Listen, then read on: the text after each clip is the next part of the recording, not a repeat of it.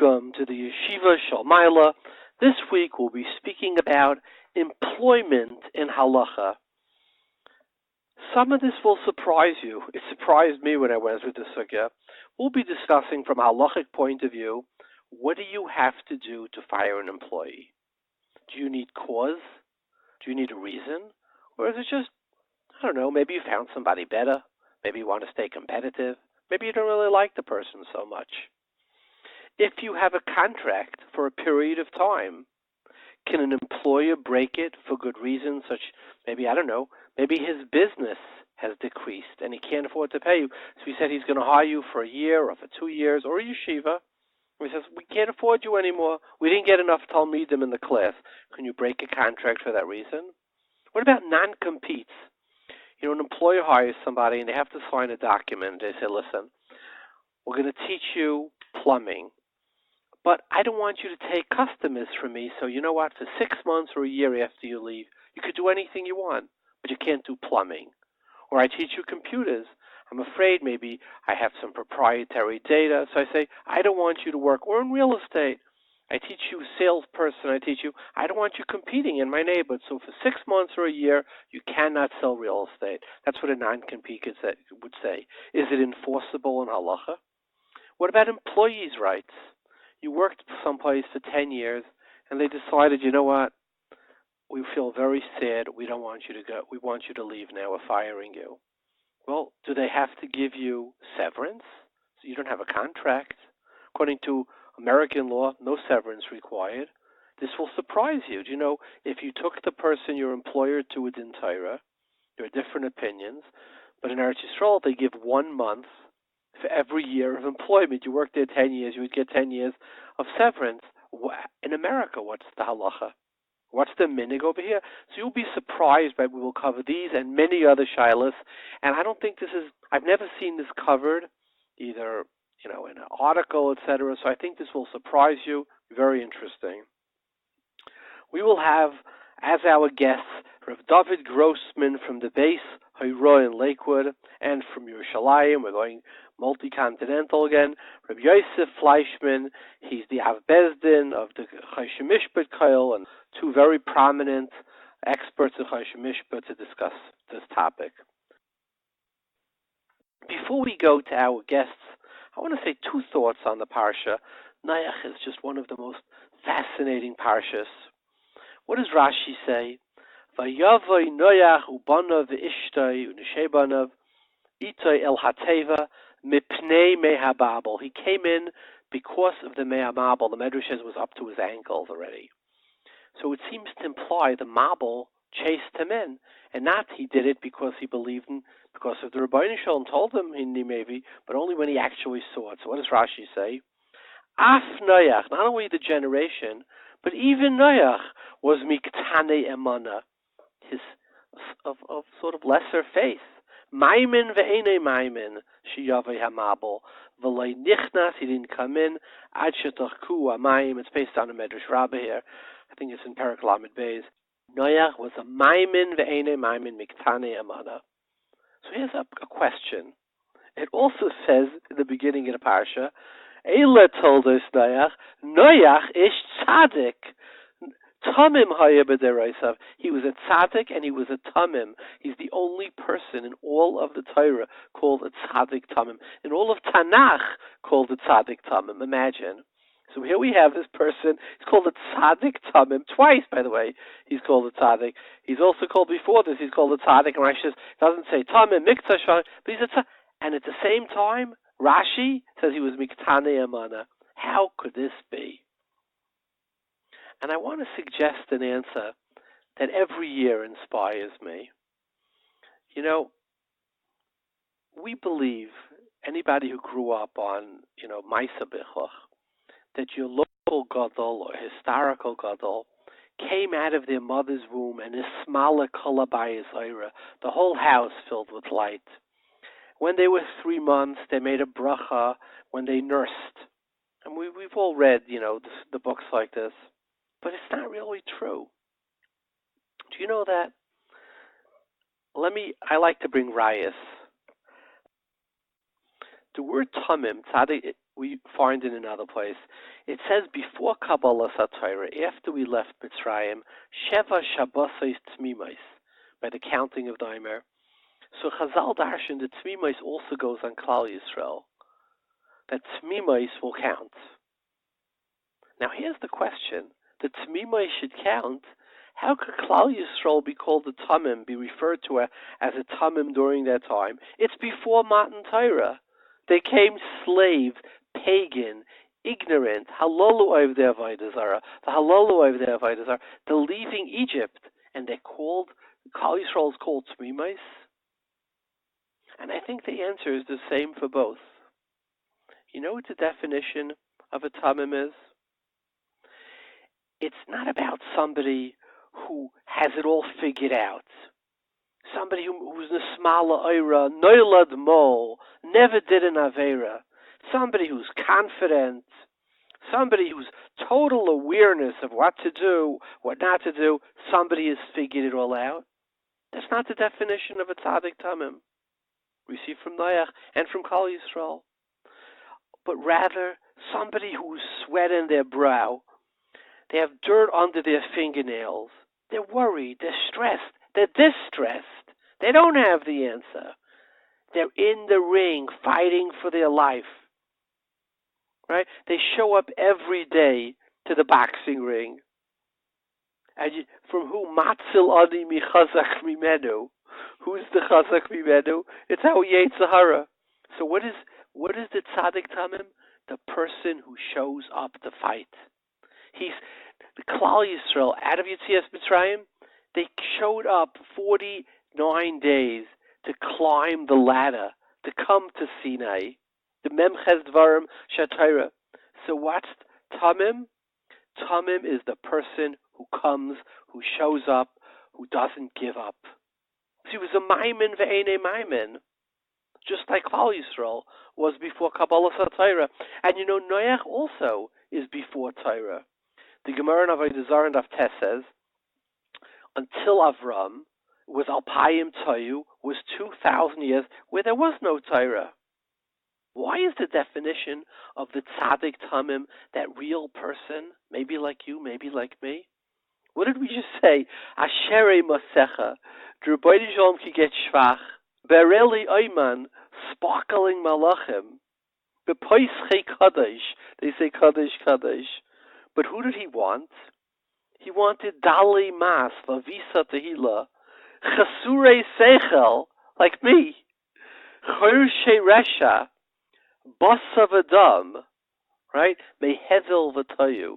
The Rebbi Shalom wanted those struggles. It's a different, by the way, I put in parentheses here, we're defining Tzaddik Tamim, the Tamim of Ktane Emanu showed up to fight, to struggle, and that's who the only person called a Tzaddik Tamim in the Torah. It's a little bit of ha'ara on the great Balatanyu in the Sefer Shel Beinanim defines a tzaddik as somebody who killed his Yetzirah already. It's all gone. He's pure. He's amazing. Clearly, Chazal here, Rashi here, doesn't have that opinion. You know, a lot of times we have Bachrim for Shabbos. Sometimes they listen and they call up, and I say, come. And very often I call them tzaddik, and they look at me and they say, I'm a tzaddik. And I say, do you show up every day? Are you trying? Are you trying to be this gabber? And he says, yes. I say, so according to Noach, me and you, maybe we're tzaddikim. Maybe you, my special listeners, and me, maybe we're also tzaddikim. We still show up. We come to fight. We fight the good fight. I want to share another word. And this is from the Shalah HaKadosh, and because I think Noach is such an incredibly contemporary parsha. You know, a lot of times people learn Noach and they're thinking a teva, a mabel. Like, when did we ever see a mabel? Maybe when you have bad weather. Your wife says, it's mabeling, bring me an umbrella. But what does Noach have to do with us? And I want to show you Noach is the most fascinating contemporary parsha. Here's another point from the Shalah. Noach is the most solitary figure in the Torah. He's the solitary man, even though it says by Adam Arishan, Adam Nivra Yechidi. But he was never, he's a solitary man. He didn't have a choice. He was born alone, right? Noach was a solitary man, surrounded by Hamoinam, by thousands, millions of people, maybe hundreds. He was alone. He stayed alone. It was his selection. No human support. He had no support. We don't even know his wife's name. Well, we do, but she's sort of anonymous. Not like Sarah, who constantly interacts, and Sarah chases out, to Kol Masha'imelacha Sarah. He is the man all alone. We don't see he has any friends. He has no followers on Instagram, right? Nobody friended him. On Twitter, he has no followers. In a world that's awash with Avodah Zarah, with all atheists, Hickens, etc., the Four Horsemen, Gili Arayas, Gezel, the world was a wild party. Debauchery, Ponzi schemers, clubbing, nightlife, right? It was just a wild party scene of nightlife. But Noach was different. He believed. And boy, did they make fun of him.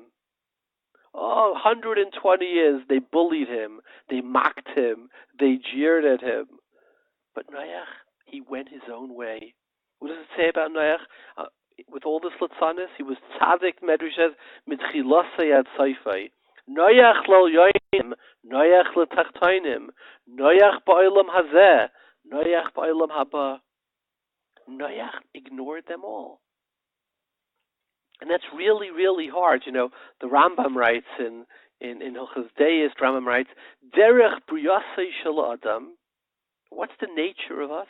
Lies nimshach b'tei Yosef achar reya v'chaverav v'noya keminig anshe medinasai.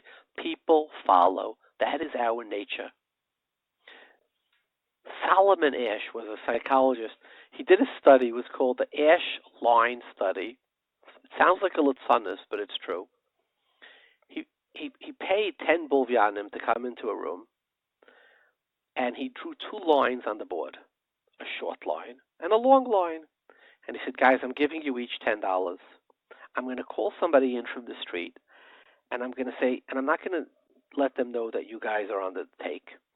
And I'm going to say, guys, everybody, which line is longer? And I'll point to the short one and the long one.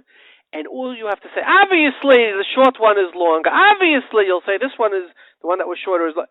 That's clear. And see what happens to this, the one person we bring in from the street. And he brought in person after person. And he asked the question, and these guys would jump up. What do you mean? What are you asking? It's clear this one is shorter. This one, it's an angle. Don't let the angle of that one fool you. And inevitably, the person was called and would look at the shorter line and say it's longer. Right? A raya from Solomon Ash, right, to the Rambam. Right? So what does the Rambam write? Therefore, a person should be mischabel at tzadikim, v'lei sheveitzel chachamim tamid. And the Rambam writes, if he was in a Medina, shemenegayim roim, he should leave the Medina, should yelech lamed barais, etc. Because we get sucked into our environment, the Rambam writes. You know who didn't? Noach didn't. Somehow, Noach, with all the bullying, he went his own way. How did he do it? Noach was a maimin. Noach lo yoinim. He believed in his own mission. He didn't get sucked in. And throughout history, there are many people like this. Not many, but some. Who hasn't heard of Rabbeinu Menachem Bais Marayi? Do you know that Marayi was pretty much discovered, or the Sfarim, in a museum in Parma in 1920? The Mishnah Berurah writes, "Achshav sheyesh lanu ha'Marayi." They found the Marayi, I guess, at some point, the last 13 years of his life. They started printing Marayis. He said, "Achshav," right? So who is the Marayi? He was probably, of all the Rishonim, I think he was the most prolific writer. Nobody wrote as much as him. What did he have? There are 40 Sfarim from the Marayi, including the Kiryas Sefer, 2 volumes just on Safras, right? It's used today. He sat alone for 40 years. There's no correspondence. You don't have a single person who says, I got a letter from the Marayi. He wasn't accepted. He wasn't known. An anonymous person. People probably asked him, his wife, Rebbi Menachem, what are you writing so much? Who's going to read all this? Why are you learning so much?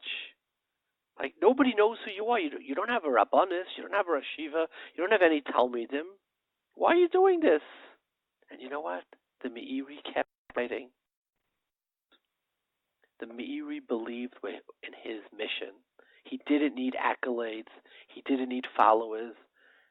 Right? It's dem gar nicht angegangen, a linke Peya. The Meiri followed what he believed in. And in the Goyish world, the most celebrated painter, the greatest, not only impressionist, more, the dollar value of his paintings have sold at a higher price than anybody is who? Vincent van Gogh. Right? Do you know Van Gogh sold in his life one painting? They laughed at him. They looked at his strokes. They said to him, Meshugana, go back to painting apples and pears. What are you painting with these lines? And today he's considered. He died alone. Right? No, he committed suicide, and he was so mocked, rejected, bullied. He kept painting the way he wanted to paint. Imagine if he listened to the people of his lifetime, and they said to him, Vincent, why are you painting? Go, follow everybody else. Noach, why are you building a teva? Rabbi Nachum Miri, what are you writing? Follow the crowd. Join the group. Why are you sending your son to this yeshiva when everybody's sending to that yeshiva? And why aren't you trying to do a shidduch with a bigger knacker than you are? Why are you the solitaire? Why are you doing what you believe? Imagine if Van Gogh painted apples or pears. And he would be in a dustbin. Nobody ever would have heard of him, Taka, right? Or the Meiri had stopped. The Degelmach the Ephraim writes, he says, V'ish lo yala imach b'chol ha'ar. He says, if a person wants to climb the mountain, it's ish lo yala imach. Very often, you're going to go against the crowd. Or he says, V'chol adam lo yeh b'vaya l'kodesh. If you want to be b'vaya l'kodesh, you want to find your mission, you can't be nispile. You have to do. Noach did what he thought was right. He wasn't worried about his neighbors would say. He wasn't worried if on Facebook he had likes or he didn't have likes. He didn't worry who his mechutin was or maybe what his mechutin said. He did what he believed to be right. So I think in a generation where people are so worried about what others would say, Noach is the modern man. Noach is the man who went his own way. And Noach was an ish tzaddik because even though he was miktani amana, because Noach showed up and he didn't give up. So from Noach I have to do what's right.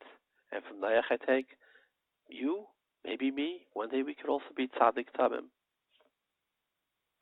Let's go to our riddle of the week. By the way, if you want to call in answers, our numbers are, I haven't read them off in a while. I'm sure many of you know them, but I'll read them off again. In America, in the United States, it's 732-806-8700. In Eretz Yisrael, it's 02-372-0304. In England, it's 33011-70250. Or if you want to send it in by email, it's info@headlinesbooks.com. I try to call back a couple every week of our commentators. Here are two riddles.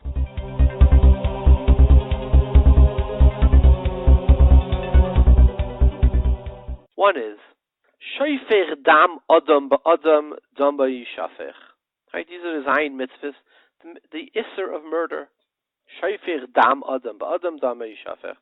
So the Medrash Rabbi, Bereshis Lamed Al Yudal, says, that you darshan from here, that somebody who shoifer dam adam al yedei adam, it says dam adam ba'adam, you hire a contract killer, right? The Mashon Medrash is an akum hasheleach shliach laharig, yesh shliach ledvar avera. By Shayin mitzvahs we learn v'nerag hamishaleach. Somebody hires a killer to kill somebody. He's nerag because yesh shliach ledvar avera by a guy. So here's the question: there's no shlichus by a guy. Look at the Gemara Kedushin Daf Mem Aleph, Bat Metziyayin Aleph.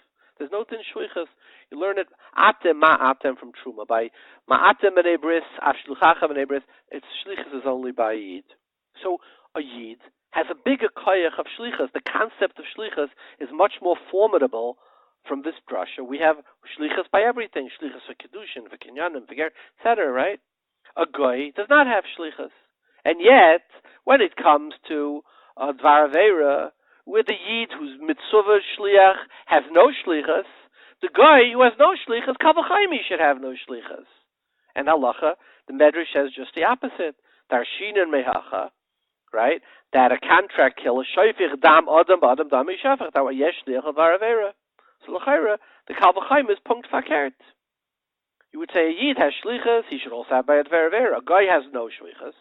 By Dvar Aveira, he also shouldn't, and it's punkt fakert. The guy who has no shlichus has a shlichus with Dvar Aveira. What's pshat? That is kasha. Riddle number 1. And here is another riddle. We get a lot of answers from women, a lot of women listeners. Here's another riddle. Really a very strange thing. It says in Rashi, Avi Yiska, Yad Aleph Chavtes. So Rashi says, Yiska Zusara, because she was Sacha Baruch HaKodesh. And also, probably seminary didn't, maybe they deleted this part, Shakoil Soichin Biyafyeh. Everybody looked at how beautiful she was. She's called Aviyiska. Everybody said, wow, did you see so-and-so? What a pretty girl she is. The Charetz Pella. This is what we say about Sari Menu. She's called Yiska because everybody in the seminary or Beis Yaakov said, wow, look what a pretty girl she is. This is the shvach that we say. And no more than that is, the Gemara in Taina says that Rabbi Yosef de Minyukras had a daughter. It seems she was very beautiful. And he caught a guy making a hole in the wall to look at his daughter. So he said, he said, wow, your daughter's so beautiful. If I'm not zeicha to marry her, I just wanted to be able to be zeicha to see her. I wanted to be. So Rabbi Yosef said to his daughter, Shuvi la'afrach. If you're so beautiful that people are making holes in walls to see you, it would be better if you disappeared off this world. I don't know if it means it literally. You have to look in the Mefarshim there. But clearly, it's not Nishkin Grace Samayla Idas, right? So how could Rashi say on Sarah Imenu she was called Yiska, Shakoil, Soichin, Biyafya? That is the second of our 2 riddles. At the end of the program, we will play the winner to last week's riddle. Let's go to our wonderful guests. We have with us on the phone from Lakewood, New Jersey, Rav Dovid Grossman. He's the founder. He sits on the Bezdin of the Bais HaVaad Halacha Center in Lakewood. It's a Halacha Ebenezer Mishpat. He's a Talmud of Philadelphia, of Rebbi Shvei, L'Aldo Ben Chaim, Reb Shul Kamenetsky. He's a Talmud of Brisk, a Musmach by Reb Mendel Shafron, Reb Zalman Nechemia Goldberg, etc. Welcome, Rabbi Grossman. Good evening. Welcome. Thank you very much for having me on the show. So let me ask you a few questions that are not discussed on the Yazdaiti in Shulchan Aruch. You hire somebody, you hire a secretary, or any position, an accountant, and it's in the United States. You didn't sign a contract. For the most part, it's at-will employment, and it's a year and a half, 2 years. You train the person, etc., and one day they show up and you say, David, I have bad news. I got a much better offer, and I'm leaving in a week. Well, how much time do you have to give an employee? We say, you're leaving in a week. We're posting our first quarter financials are due in 2 weeks. What, am I going to train somebody yet? Or, we have a big event happening in 2 days. In 2 weeks, you're leaving. Like, what is halacha? How much, is there any concept of giving notice? How much time notice you have to, and we're talking about when there's no contract. Well, what's the halacha in this case? Yeah, so that's, when it comes to employment in general, this is really one of the fundamental places in Shulchan Aruch that really focus on this concept of minig mevatel halacha. In other words, whenever there's nothing written up, you always default to what the minig hamakam is. Even in a case where the halacha might specify one way, if the minig is a clear minig that's against halacha, and this is brought down in Hilchas Chiras Payil, and this is like this is the makar for all of Choshen Mishpat. The Gemara talks about if there's a minig to be mashkim marev and to feed the employees a certain way, kishleima melech, or that the day starts before sunrise or ends after sunset.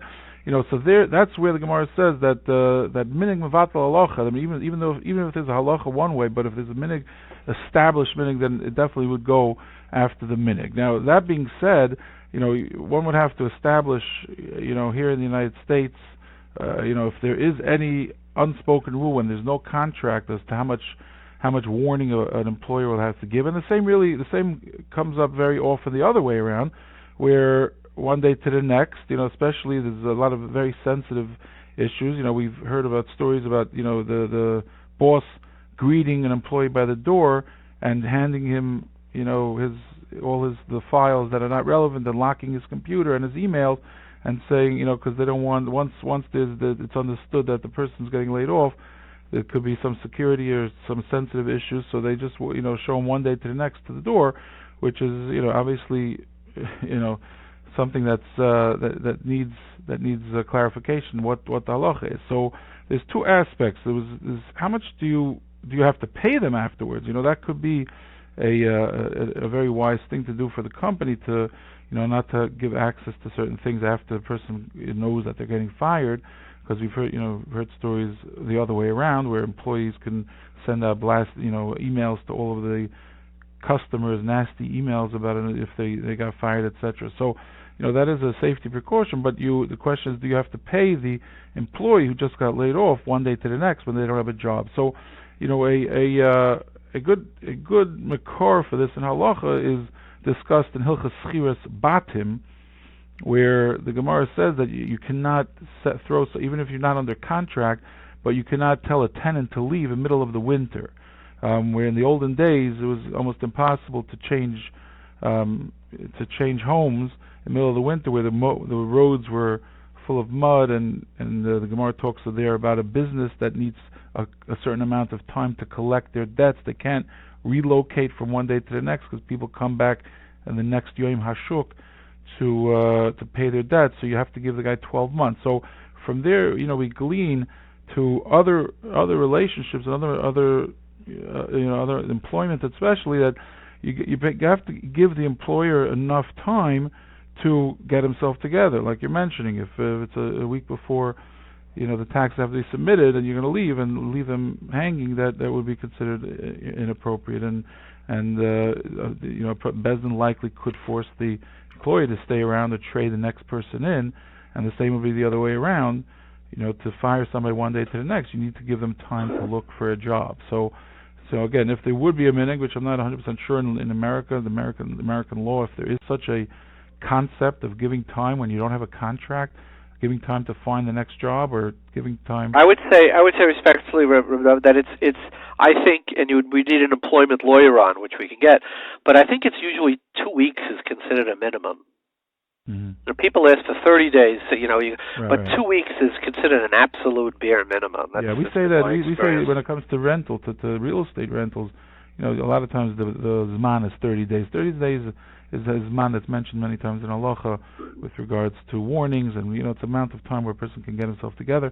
So 30 days may be more appropriate, or 2 weeks, like you say. It's slightly questionable, but it would be on a case-by-case basis. The arbitrator, if there's ever a question, would have to, give his chavas das as to what's appropriate.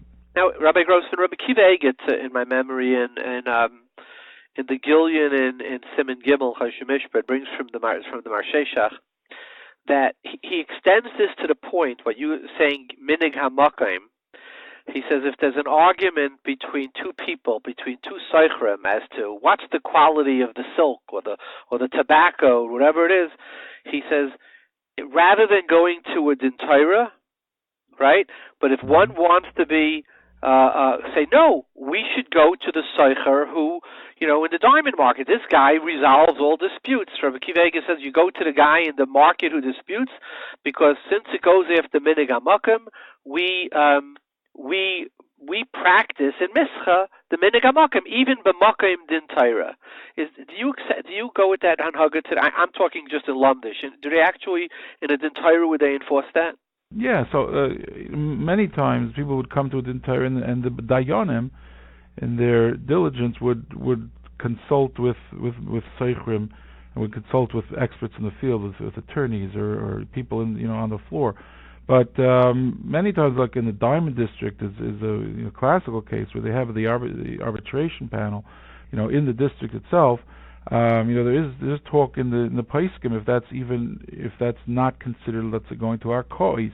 And the reason, some say that if you put a business person in, let's say, as the arbitrator in an arbitration clause, that would not be going against our kois, because that's Rabbi Kivega. Rabbi Kivega clearly says it's not our kois, and you have a right to be. He's not using a different system of law, but rather he's using his own business, his own business know-how and his own business experience and his own das. So it's not palilim. It's not like you're going to a different system of law to adjudicate. You're just using the arbitrator to use his own. He writes his lashon is, I think, minig mevatel halacha. Let me ask you another very common thing, or to me it's common. You hire somebody, and you're in a business. Pick your favorite business. Every business has its sort of their secrets, their knowledge, etc. And they have a guy. They hire a real estate broker. You live in Lakewood, and you hire a real estate broker. You show him all your contacts, and you say, "Listen, I'm training you. I'm giving you all our secrets. We want a 6-month non-compete agreement. Right. 6 months after you leave, you cannot work in real estate." And in some states it's enforceable, in other states it's not enforceable. Some states enforce it very seriously. I think Jersey actually enforces it very seriously. You go to California, it's considered unenforceable. You can't take away a person's livelihood. What is the halachic position? Is it like California or New Jersey? Is it or isn't it enforceable? So it's really a twofold question. There's one issue which is a little bit more technical, as to how a person drafts the actual non-compete, because the way it works is in halacha, if a person, there's something called a kinyan dvarim.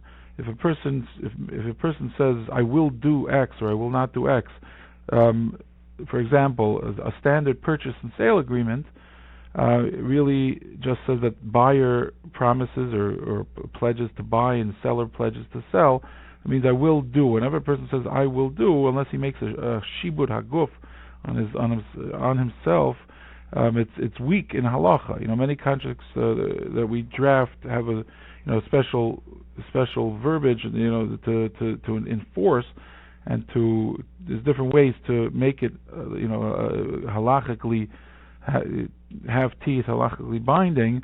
So the same thing would be a non-compete. If I promise, I say I will not do X, that's very weak in halacha. If I say if I do X, I will pay this a certain knas, a penalty, so that's much stronger. If a person is meshabed his guf not to do it, that's just on a technical level. It has to really be drafted properly in order for it to have halachic potency, halachic teeth.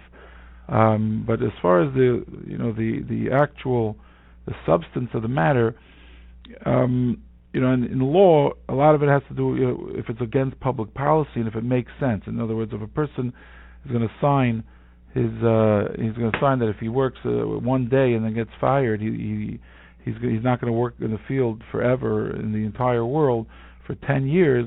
That is against public policy. That doesn't make sense. It's not balanced. It doesn't. And depending on what secrets and what type of what he learned on the job, etc. So in halacha, it's a little bit more based on what you've written. But if it's not written, the Yonim would usually take into consideration, what if there's a real risk involved and how much a person is giving away. And signing off his ability to work in an entire field, is there a substance to the matter or not? Is there a substance to the risk or not? So if it's written properly, technically it should work. If it's not written properly, so then there's a makom for a pshara, and we know the intent of the parties was to commit to such a thing, and there is damage. So that's where the dayanim would use the element of pshara to make to structure an arrangement going forward. But if it was written properly, Reb Dovid, if it was written properly, it's enforceable? Yeah, it could be enforceable, yeah. We've enforced the non-competes 100%, yeah.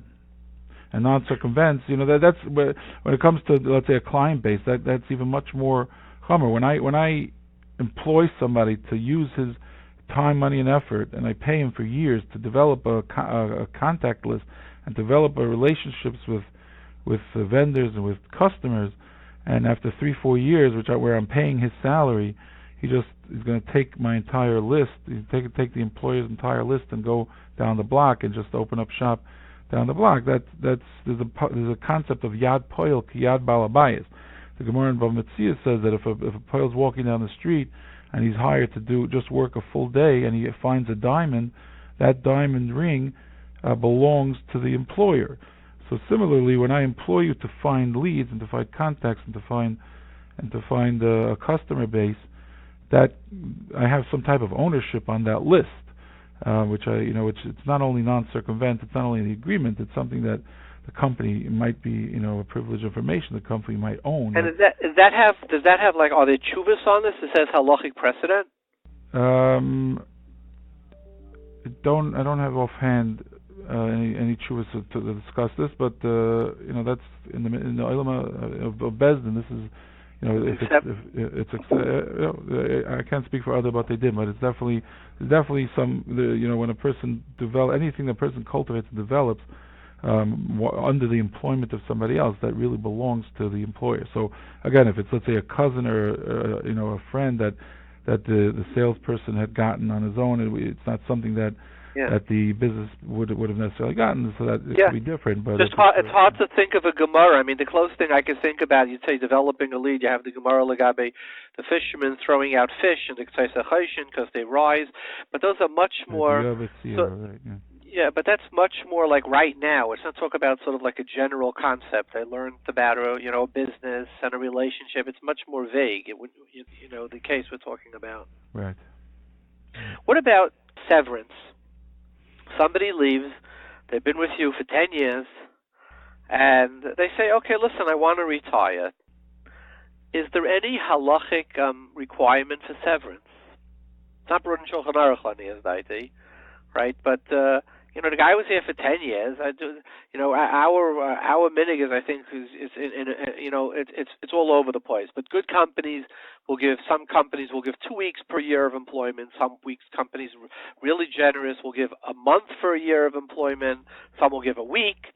Some will give 6 months. But it's just all over the board. Somebody says, "Look, I was his accountant for 10 years, and I reached 65 and I retired, or we're moving to Eretz Yisrael." And he said, "That's so nice." And they threw me a party and they gave me a bottle of Bartanura. I mean, do they have to do more?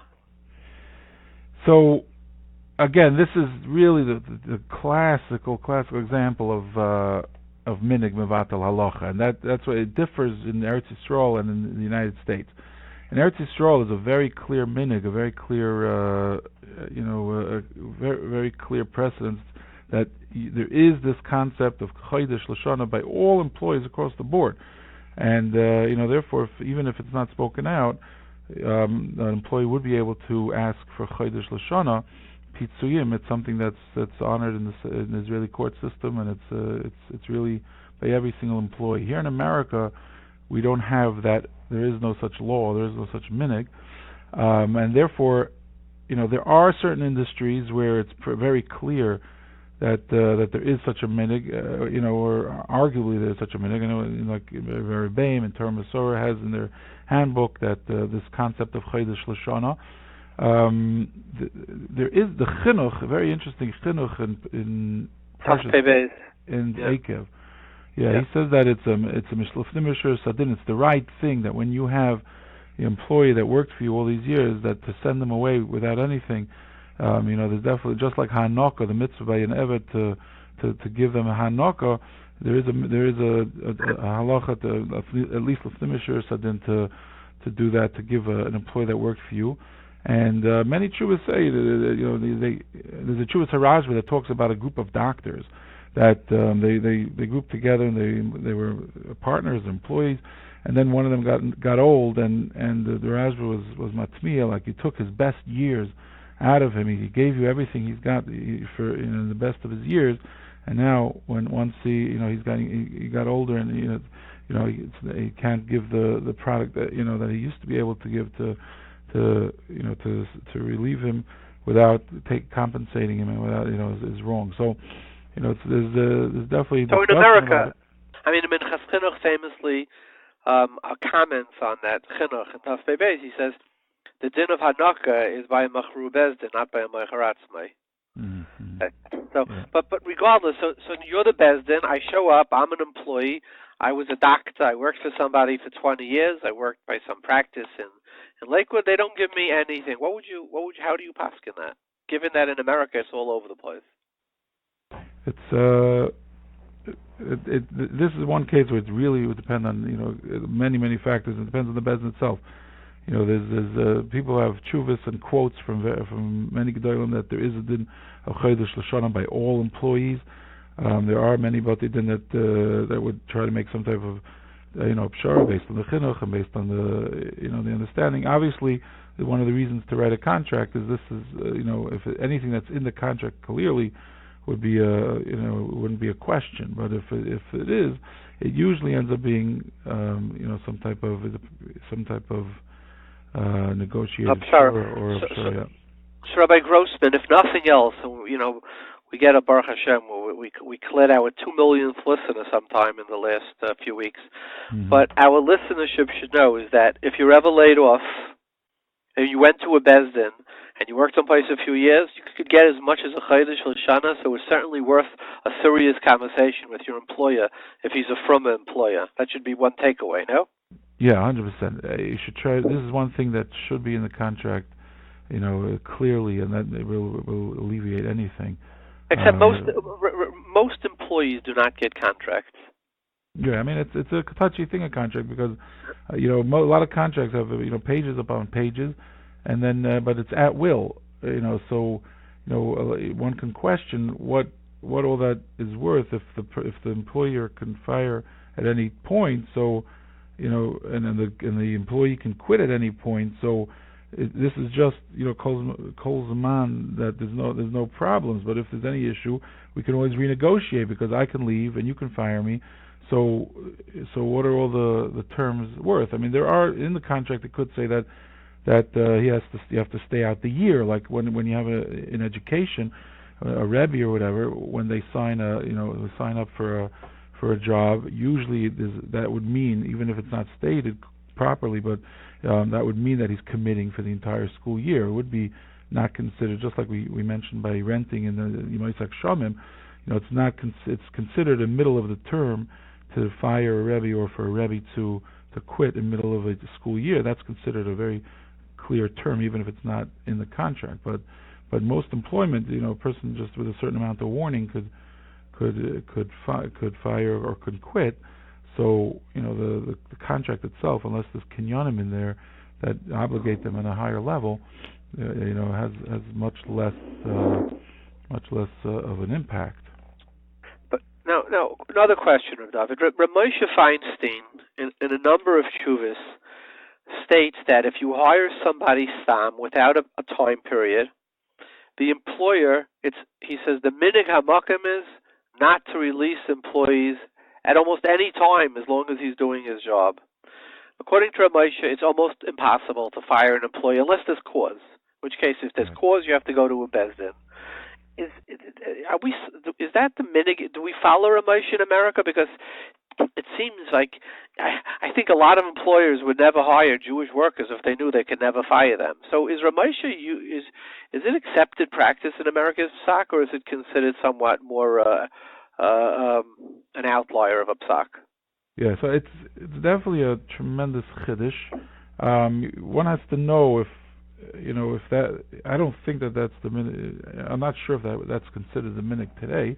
And a lot of Ramosha's true is based on the fact that it was a minig. In other words, and there's also different types of jobs you have to understand. Like there's, when you take somebody in, certain jobs have the level that like I'm hiring you for life. This is going to be your place. Obviously anything can happen, but like for example, what would be a case where you've hired for life? Yeah, I think a case would be you hire, a Rebbi in yeshiva. Rebbeim in a high school based matters, you're hiring, let's say, the Rosh Yeshiva to be the Rosh Yeshiva of the yeshiva. You're hiring him for life. Could it not work out 100%? But it's not like you're hiring him. Let's see how it goes. you're hiring him. This is your Stella. This is your Seder Kedushin. This is your Rebbe, 11th grade Rebbe, whatever it is. This is we want you to be this. This should be your yeshiva. This is your. But that's a very unusual case. Would you agree? Yeah, but I'm saying I don't think it's just that. It's just like a person, depending on the job. It's a lot of jobs are, like you're saying, like a numbers person or thing. It's not like you're enrolling in your life into this company, or they're investing the. We're hiring you to see how it goes. Be'ez Hashem, it should work out. It's a nice thing, But when there's more significant, like when you hire a CEO, the idea is to hire them. That it should work out for life. It's not like you're going to try. Rabbi Dovid, the average lifespan of a CEO is 5, 6, 7 years. I mean, nobody hires a CEO for life. I don't know a lot about learning, but I know a lot. I know reasonable amounts about CEOs. Is that the hope? The hope is not they stay for life. The hope is, but I'm talking about Lee Iacocca's case. But I'm saying isn't the hope that that's who. Steve Jobs was there for life. But it was his company, Apple, and he was actually fired. But he was actually fired from Apple. Right, and then he got rehired. I'm just saying, I understand that, but that's the intent. That's where I think where Moshe comes from. It's a tremendous chiddush. So and again, if you don't hesitate to hire from because of the Moshe, you can put into the contract that we are writing, that we are hiring you without Ramesh's clause, clearly not for life. That I can, if you write that in the contract, then the contract is mevatel the minhag. By the way, according to Harvard University and Google, according to a recent Equilar study, the median tenure for CEOs at Standard & Poor's S&P 500 companies was 5 years at the end of 2017. Yeah. So fact checking. Yeah. I'm just saying that in America, it's an employment at will. It's an employment at will country. Right. But I want you, Dovid, look back in 1980. What was the statistic? No, I don't know if I can do that. I don't know. I was just saying. You mean it changed? Yeah. It was more of a people went to one place. They got hired and they stayed there till retirement. And that was just it. That's so, let me ask you a question. People get married for a very long time also in the olden days. But here's the thing. Ramesha basically puts it: you could never fire a mechanech, you could never fire a factory worker. And I saw one of the poskim writes Ramesha. He says, I don't understand. A person could get divorced just because if for his tafshila, if he says a wife, or you could leave, but your employer you could never leave. I thought it was a very interesting question about Ramesha. You could leave. I mean, he agrees that for cause you could. The question is, why is Dich Tafshila enough of a cause? Would not be cause, right? Yeah, it would not be cause. And for example, the Sam Seifo goes very similar to Ramesha. He says, let's say when it comes to a Rav, he says even if it's a Rav who paskins incorrectly, who bedida, there's a whole bunch. By the way, is not Rav Moshe. That's the concept of Srora, which is brought down the Rishonim. Okay, that would be. Yeah, it's also a very complicated concept. Different conversation. But I'm just saying, it's you see this concept, when you get Srora, when you get Mashkich, when you get Rebbi. Okay, but Ramesh is talking about factory workers. Let's go back to that. So, in your Bezdin, do you accept Ramesh? Do you have a different mahalach? What is accepted Bezdin practice? Somebody hires a worker, and they say, look, at the end of the year, you know what? I want to hire somebody else. Why? I don't know. It's just. No real reason. Does he need a real reason? Do you need cause to fire, according to Bezdin, or do you not need cause to fire? Ramesh, that's a tough question. Ramesh, they do take Ramesh into consideration, but I can't say that they, that they would in every case, in every case that they would, many cases that they would say you can't fire. I mean, it's a very touchy question for Moshe.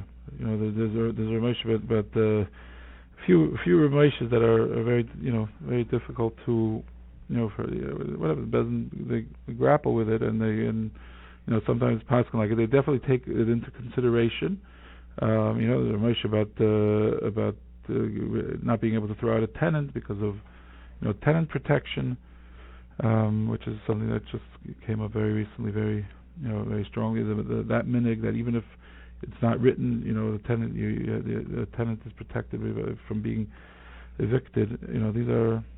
These are taken into consideration and dealt with. There's no clear answer if it's if it's across the board it's taken as fact, but it's a chudash sticker of Moshe, but the Moshe was a Moshe.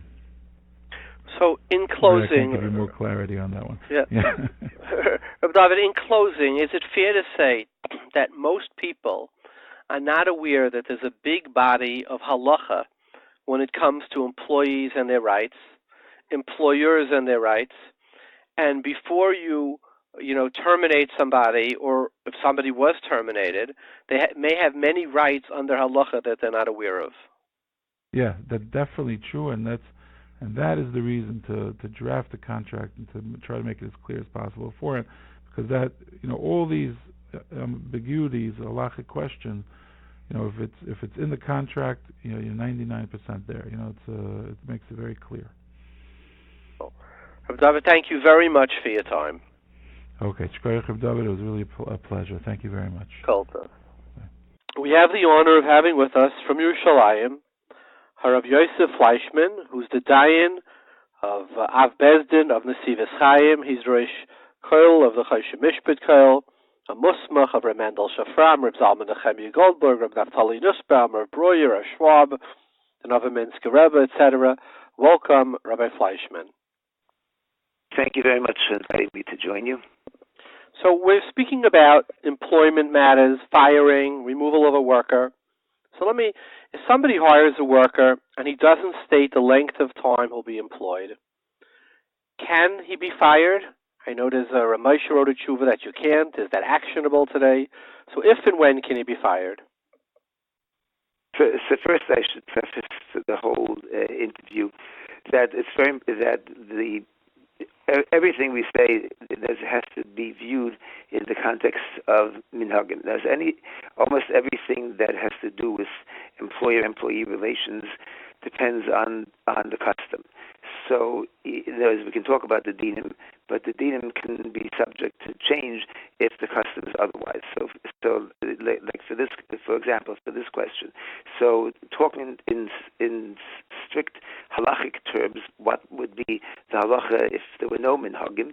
So then there's a big machlokas. As you mentioned, Rav Moshe Feinstein has one opinion, and the Chazon Ish is of a different opinion, and other achronim also have the same machlokas. It's based on the fact that when a person employs someone, so he's obligating himself in a certain manner. He's obligating him to pay a salary, and the worker is obligating himself to perform his duties.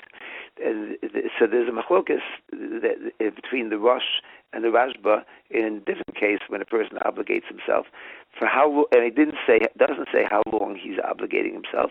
How do we view it? Does it mean that it's open-ended, that he's obligating himself as long as it's relevant, or he's obligating himself only for a minimal amount of time? So the Rosh is of the opinion that it's only for a minimal amount of time. Whatever can be the shortest plausible time, that's what we say he obligated himself.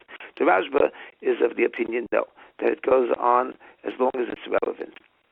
So then so that's one machlokas, and that's brought down in Shulchan Aruch in Siman Samach.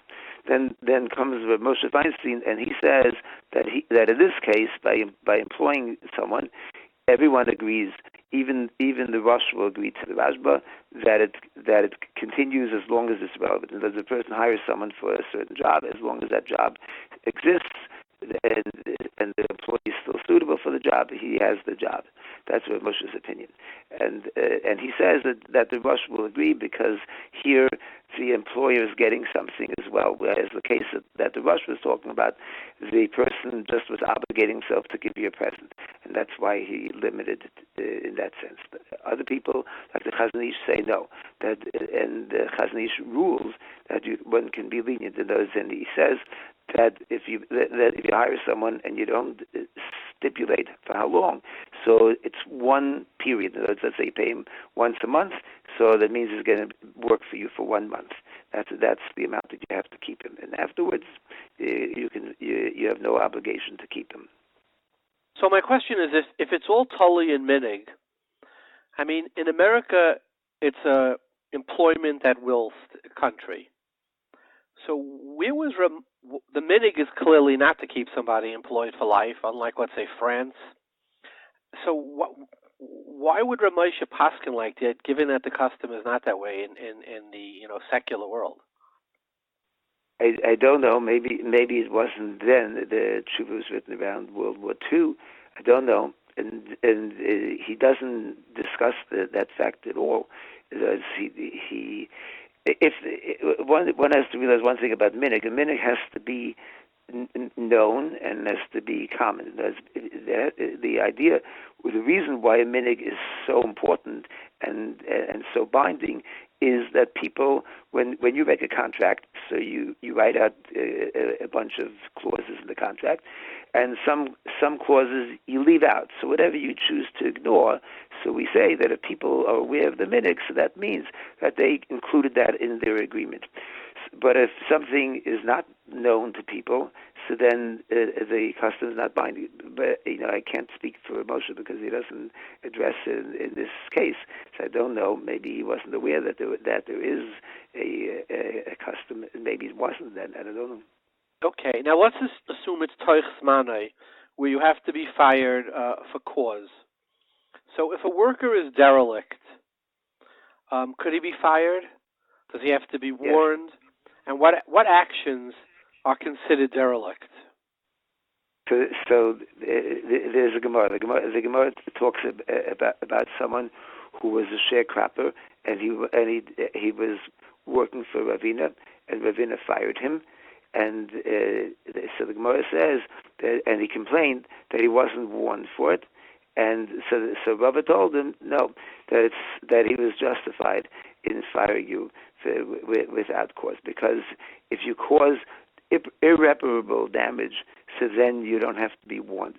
If the damage that you do can be rectified, so then you do have to be warned. According to some people, 3 times you have to be warned. But if a person does something which is irreparable, some people say it's only if it's a public job that you're doing. Some people say even for private, it's machlokas Rambam and the Dovid, whether it's even true if you're working for a private employer. But in any case, if a person does things which are considered to be derelict in his duties, so then he can be fired. For example, if a person, Moshe says that if a person comes late, let's say he's a Rebbi in yeshiva, and he comes late, so he says that it's wrong for a Rebbeim to come late, as one can imagine, but he says that there is a certain standard that they can come late. I don't know, maybe once or twice a month, maybe would be considered to be reasonable. But if a person goes beyond that, so then that's considered to be derelict in his duties. The Gemara also says that it says in Shulchan Aruch that a person is not supposed to stay. Let's say he's a Rebbi or almost any employee, he shouldn't stay up late at night and be tired during the day. Or it says also he shouldn't fast extra days because it also says he shouldn't eat too much. Surprisingly, right? If that. Or lahar Bais b'Michael. I didn't understand that when I saw the halacha. But whatever he's doing, which is going to cause him not to perform his duties in the proper manner, and or certainly if he messes things up and doesn't, let's say he's supposed to do a job one way and a different way, and even things that if he causes problems, sometimes you have employees who are argumentative, or the Minchas had a case where someone was employed in a yeshiva, and the principal of the yeshiva had one way that he wanted people to teach, and this employee had his own way of teaching, and he refused to conform with what the principal wanted him to do. So the Minchas writes that it's proper to fire him. So what would be if he's not doing anything wrong, he's doing everything right, but a more suitable employee becomes available? So can the employer fire him because he says, look, I want to have the most talented employee pool. I want to remain competitive. It's a jungle out there.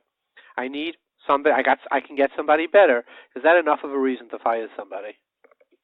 Generally not. The solution for a person is to hire people for a shorter period of time. And that way, as soon as the time that you hired him for ends, like let's say a Rebbi, so they usually give them a 1-year contract, at least in Israel. So then next year you can tell them at the end of the year that you're firing him. If in general, that's maybe a Rebbe is not such a good example, but in general, so if the term for his employment ends, so then you can find better people.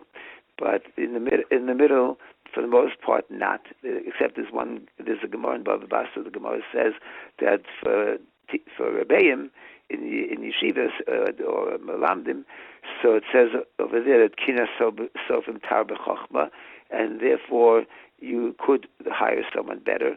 But there's a big machlokus about how that applies. The Choshen says it only applies if he didn't yet start working. If he's already working, so then you can't. Other people say that you can yes, not give him employment, but you have to keep on paying him. So there are all kinds of different opinions. It's very limited in how much you can use it. But the probably the best solution is not to give people too long a contract. This that we're talking about, worker derelict, hiring, these are all when you're trying to fire somebody within a period. In other words, it's considered cause. But if they're not in a period, if they don't have a contract, and they're sort of employees at will, then you would be able to if you found somebody else. Am I correct? Correct. The Chazon Ish says that you should give him notice because he learns that the Gemara says that let's say a person rents a house and he doesn't have all they made up was you pay by, like you say, by the month. Each month you're there, you pay $1,000. So it says the Gemara has rules that you have to give him a certain amount of time of warning before you stop and make him leave the premises. 30 days, or so, it depends really. And that's basically that a person should be able to manage. And so Chazon Ish says that the same thing is true with employees, that you have to give them notice so that they can find something else which is suitable.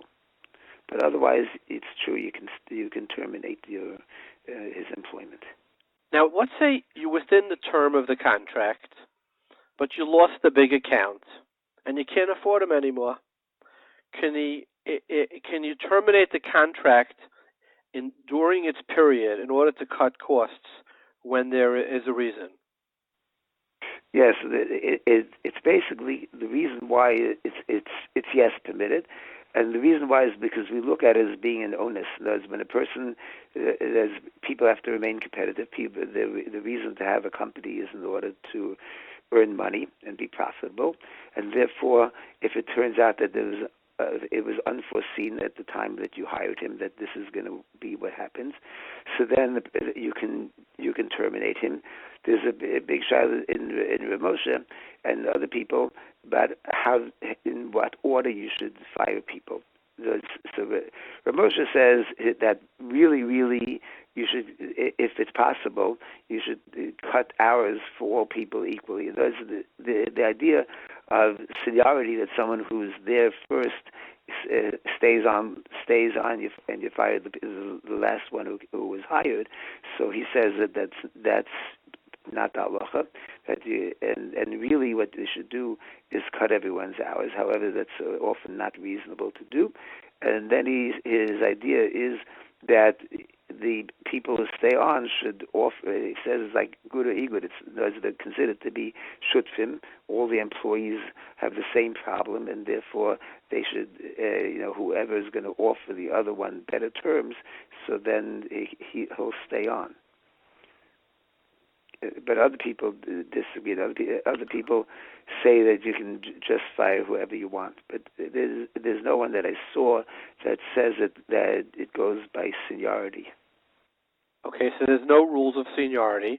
Now, what about, is there any rule of age discrimination? Somebody gets older and they can't do their job as well. So the United States has like all kinds of, senior rules, etc. Halachically, do we have any rules as far as firing somebody because of aging? Yeah, it's as if the person can't do his job properly, so then it's okay to fire him. It says it starts with Rashba. The Rashba says that even when people were on the Sanhedrin, the Gemara says in Sanhedrin that we don't keep people to judge the nefashos because if they're too old, because they'll forget they won't be so merachim on people anymore because they'll forget about bringing up children. And so the Rashba says that such a person you can end his being in the Sanhedrin. And from there, they learn that, for example, by Chazan, the Marae Bruno brings down by Chazan if he can't sing well anymore, so then you can fire him because he can't do his job anymore. Okay. What about is there any halacha of pension in halacha? So strictly speaking, there is no such thing as paying pensions. However, it's considered to be. It says in the pasuk, a person is supposed to act properly, and it's understandable that if someone was a loyal employee and worked for you for many years, that you don't just throw him out and then if he's an old man and he can't find another job. And what you're supposed to do, beg on the street. So therefore, even though there's no strict halacha saying that you have to pay him anything, but we do find a precedent for it. We do find that by Avodim, it says when an Eved goes free, so it says you're supposed to give him Hanukkah. So it's certainly in the spirit of the law that a person should pay his employees. There was a case that Moshe Steinbuch had in South Africa where someone was an employee of the community, and so Moshe says that it's considered to be lifnei mishur asadin for them to pay him a pension. There's no, at least at that time when he wrote the Tshuva, there was no pension law in South Africa. And explains why they didn't have pension law, but so there was no pension law. But he said that there's din that to lifnei mishur asadin, and the Gemara says that if someone is wealthy and the other person is poor, so the wealthy person should go lifnei mishur asadin, and some people even say that you're kofa and lifnei mishur asadin, and so therefore he said that they should go lifnei mishur asadin, they should pay a pension, and he says that a community is always considered to be wealthy because even if they don't have the money, but they can go raise the money, and therefore he said that it's the right thing, and they should pay him a pension even though they weren't required. In Israel now, there is a pension law, and therefore a person has to, every employer has to put money into an employee pension plan. So because there's a law, and the law because that's the minig, so therefore everyone has to do it. But people like Rabbi Moshe were talking about strict Torah law, if there's such a thing. So if somebody came to you in a case and they said, "Look, I was fired and I wasn't given Hanukkah," how would you paskin? In Israel, where there's a law, it's all the Botei Dinim will make them pay. I mean, it shouldn't really come up because if a place is acting properly, so then they're supposed to set aside. They take out a little bit of your monthly salary, and the employer has to contribute, and then the person has a pension plan, and you can choose which one you want. But so it really shouldn't happen. But there are places that are derelict in their duties, and they don't do it, and then Destin will make them pay. Now, are there people who can't be fired halachically? So there is such a thing. There's such a thing called srara.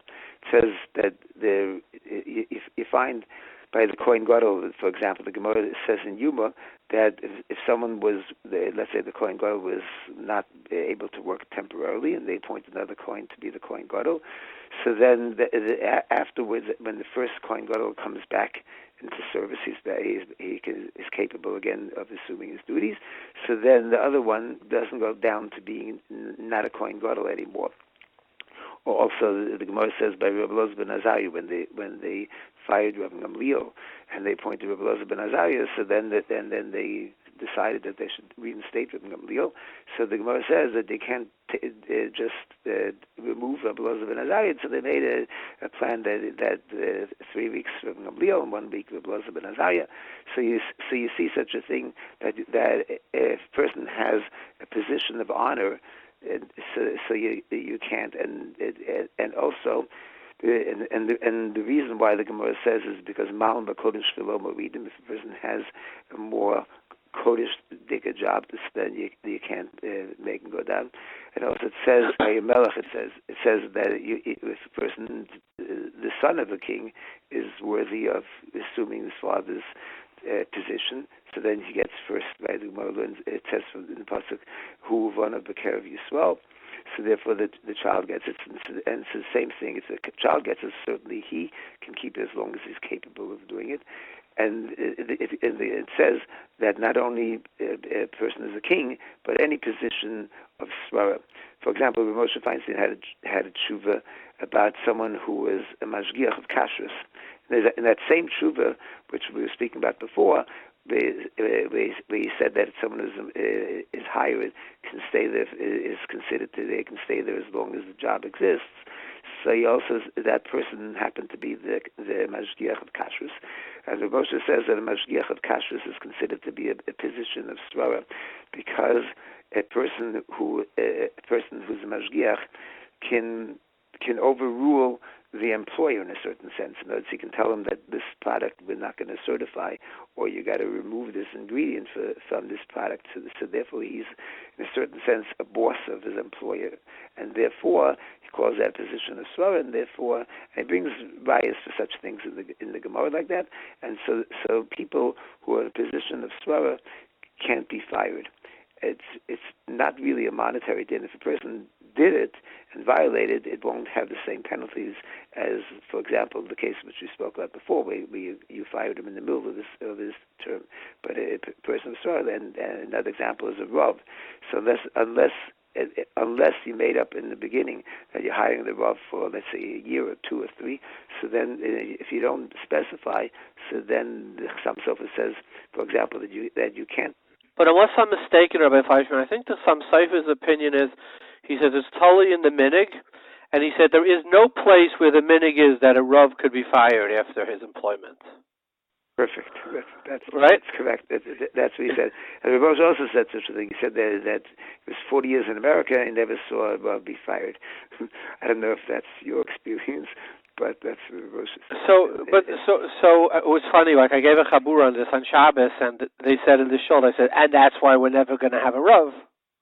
Like, doesn't that seem like the inability to ever fire a Rav? Doesn't that seem like I don't know, like? No, because it's not really correct, because the Chaim Sofer was talking in a situation where the minig was that it was the reason why they used to give Rabbanim 3 years and some 6 years, because there's a Maram Rottenberg who says that yeah, right. Because so therefore they didn't do it. But he said that it was really a cover-up, because they only did it because the Halacha held them back from hiring him for a longer time. But really, they wanted to hire the Rav forever. And so that's why he says that the minig was that they didn't fire Rav. But if the minig is, if you specify that you're hiring a Rav for 3 years or 2 years, whatever, and you tell them that this is for real, and that's the contract, and there's no minig overriding that, or you can write in your contract, you can write in spite of the fact that there's a minig, but this is what we're going to do. So then it's clear. You can always override a minig if you specify and take it into account and say that we're not going to abide by minhagim, we're going to do it this way. So then you'll be free to fire the Rav. Even according to the Chaim Sofer, you believe? Yes, for sure. You look at the Chaim Sofer again. You'll see it's only because the minig then was not to do it. But if the minig is not that way, or even if the minig is that way, and you're going to write in your contract that we're not abiding by minhagim, this is the board here decides that we're only keeping Rabbanim for 3 years. So then you can be safe and you can hire a Rav. Okay. If somebody hired their son-in-law to work for them, and they gave them a 3-year contract, And then, sadly, things didn't work out, and the son-in-law and the daughter divorced, right? Could he fire his son-in-law? So there are two situations that, yes, two types of situations. Because if they have something, the nature of the job is that they're going to have to work together, so then for sure he can fire him, because it's understood that you got the job because you're able to work together, and people don't hire employees that can't work with them. If there's nothing to do with, let's say, a big company, and they really don't have much to do with each other, and it won't be harmful. So then you can only fire him if it was clear that you made out originally. You told because you're my son-in-law, so I'll bring you into the business. So then you can also fire him, because then it's sort of like a t'nai that you only took him in because he's your son-in-law. But if neither of those were the case, so then you can't just fire him. Now, Rabbi Fleischman, is there a din of dina d'malchus dina when it comes to employment? For sure, wherever in Eretz Yisrael. So let me give you a question. We're talking about a case where the son-in-law has a contract, right? And we're saying, well, if you can't get along, then yes, you could be fired. I can't imagine that there's a court of law in the United States that's going to say you could fire him because you can't get along. He said, look, you have a contract, live with your contract. The contract is for 4 years. So even if you believe halachically, there's a way to interpret it and say, look, you just can't get along, you should be able to. Shouldn't dina d'malchus dina override that? It could be. It probably does. Okay. In Eretz Yisrael, there's always this controversy when you say dina d'malchus dina. Yeah, because you have the Ran and particular issues, but in America you don't have those. Let me ask you a question. The din of srara, you said it applies by a position of kavod. Moshe, I don't know. I guess maybe he held a mashkiach in a factory as kavod, a feisnish.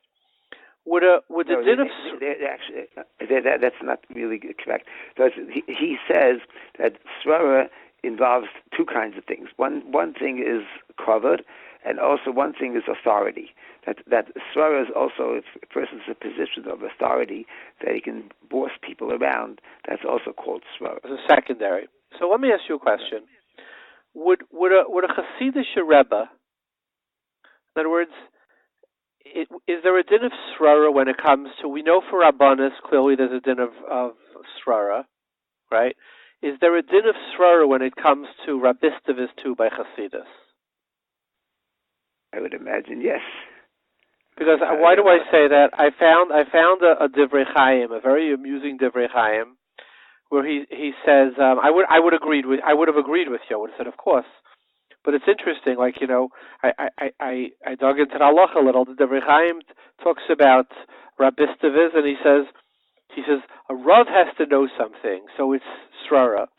But he said when they go to Rebbis, it's because they're holy and they're brachas on niskayim. He says, so what does it mean you give the son the job? How do you know if his brachas will be niskayim or his tefillos will be niskabel? And I just thought it was a very amusing Divrei Chaim. I imagine in your Bezdin you don't get many shilas like this, but I thought it was. I don't know about that, but the Rebbe sometimes do come to Dina Torahs. But about have you ever had a Rebbe come about Srara, about the Yerusha Rebbe? No, not yet. Could you share with us, Rabbi Fleischman, maybe? We've asked you the shilas that come to mind. Could you share with us maybe an interesting case study or a story that happened to you within Torah about employment? I hate to catch you off guard, maybe, but I know you get so many Dinei Torah. I imagine something. So often a live case is people find very interesting. What happens sometimes is that yeshivas in particular who will let's say not do what the law says, and then you have this question whether it creates a minig like that. Like for example, there was a case that was there was someone in Israel. You're supposed to give certain social benefits to your employees, and a lot of yeshivas, chadorim, let's say, don't abide by that din and by that law, even though they are required to, and they could get into trouble, but they figure that Rabbi in Cheder won't usually tell on them, and so therefore they act that way. And then the question is, let's say you didn't make up with him before, and then that's what you do. You tell him that in our yeshiva, if you want a job, so we don't give you social benefits. So the question is whether the yeshiva can tell him that. So there was an interesting thing that Rabbi Shafan said, for example, let's say a person hires someone and it's not known, because as we mentioned before, the minhag has to be known to people. So the Rebbi was hired in the yeshiva, didn't know about it, and he worked there, let's say, 20 years. So he said that in Israel, so there's a law called hityashnut. After a certain amount of years have gone by, a person can't take you to court for something that happened 15 years ago. Statute of limitations. Right, it's 5 years in Israel. So he says that in Israeli law, if that happened for 20 years, so what can happen? So the Rebbe could sue for the last 5 years and the first 15 years not. He said in Torah law, so you can just sue for the first year, but once you know about it, because usually you're given a 1-year contract, so you know they don't do it. And that's the first year you can say you didn't know anything about it, and the other 19 years you can't, because you knew about it and you agreed to keep on working for them. Very good. Well, Rabbi Fleischman, as always, it's an honor to have you on with us. Thank you very much for your time. Thank you very much. Take care. Let's go to the chosen winner of this week's riddle. Good evening. For the first time, I heard Dovid Lichtenstein, where you had to step today. It was unbelievable. I never heard it before. Your whole thing, you had the two people of Torah, and it was very enlightening. It gave me a new perspective, and I understood certain things there. Thank you so much. In the riddle, I think it was thinking about it. The second riddle, which had to do with Adam Rishon, and if he did the chait, then he do tshuva. So why couldn't he live forever? He could do tshuva. So I remember last year, I just moved to Lakewood 3 years ago. I'm retired now, and I saw this shot last year, and I think it's beautiful. First, Zera Shimshon writes in Parshat Beis and Rosh, he asked the kasha. He asked the whole thing, what do you do? And he's mechadish, the shach, that really he did l'shem shemayim. He did because he said going to be people going to come out later, Deris, Paro, Buchanetzar, and Hiram are going to think that they're gods. So therefore, it shouldn't be that they're going to think like that. Better for them to eat, they won't live forever. That's it. He goes, he's Ma'aricha very much. You see inside, it's very interesting what he says. I don't understand it fully, but that's basically what he says. The answer that really is Chaim HaKadosh, and as I saw it in Shari Aaron last year, brings down a Medrash Haggadah. It says that when HaKadosh Baruch Hu, it's on the pasuk and review, the first pasuk called Beis. V'yomer Hashem Elokim hein adam ha'yo ka'achad menu das ha'vara ve'ata p'shlach yodo v'lakach gam eitz ha'chaim b'chal b'chai l'olam. When he talks about the Eitz HaChaim over here, Chaim HaKadosh brings down, he says that really, Adam Rishon, when Hashem came to him and he said, Migid l'cha kerem ata, then Adam said, he blamed her. He really didn't answer the question. He basically didn't take responsibility. Or Chaim wants to say that if he wouldn't have blamed her, like Rashi says, he wouldn't have said, oh, look at the woman you gave me. She's the one that caused this to happen. If he wouldn't have said that, then HaKadosh Baruch Hu would have told him, you can eat from Eitz HaChaim. It works. Since he didn't do that, it's too late already. He only had one chance. It would have been later, let's say the next day, when he's running on Eden, he can't say, oh, let me eat now. He had that chance to do it right then, and he would have lived forever. He and Chava, all the others, we looked at them today. But then I saw in the Medrash Haggadah brings down that HaKadosh Baruch Hu saw that he didn't starve the Charata, so he went now to the Isha. He went to Chava. He said, what do you do? He thought maybe she would also come and say that it did a sin. He thought maybe she should chotasi, and he'd be Michael them. She didn't do that. She went and blamed the Nachash. The same thing. They both had a chance for all of us to live forever, but for some reason, they weren't, whatever the level was on, but that's the basic two answers that I know for the riddle. Have a wonderful night. Keep up the good work. It was tremendous what I heard today for this time.